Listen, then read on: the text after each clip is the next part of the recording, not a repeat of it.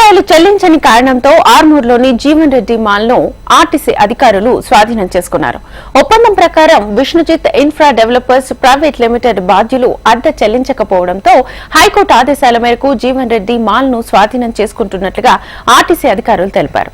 మాల్లో ఉన్న షాపుల యజమానులు సహకరించాలని కోరారు.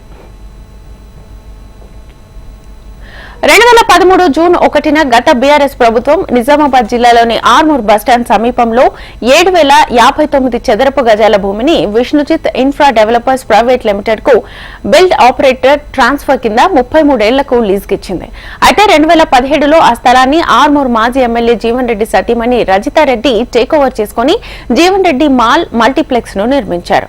మాల్లోని పలు అంతస్తులను థర్డ్ పార్టీలకు లీజుకిచ్చారు. అయితే గత అక్టోబర్ నాటికే 8,65 లక్షల మేర బకాయిలు పేరుకుపోవడంతో ఆర్టీసీ అధికారులు పలుమార్లు నోటీసులు అందజేశారు.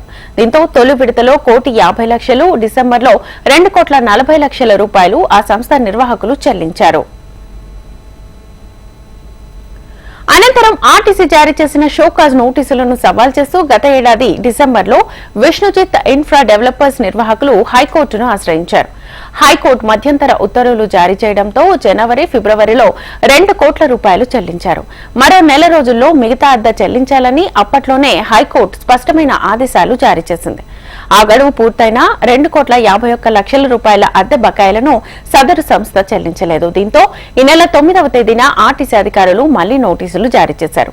అయినా నిర్వాహకులు స్పందించకపోవడంతో అద్దె ఒప్పంద నిబంధనల మేరకు Vishnujith infra developers private limited కు టర్మినేషన్ ఆర్డర్ ఇచ్చి జీవన్ రెడ్డి మాల్ ను స్వాధీనం చేసుకున్నట్లుగా ఆర్టీసీ అధికారులు తెలిపారు.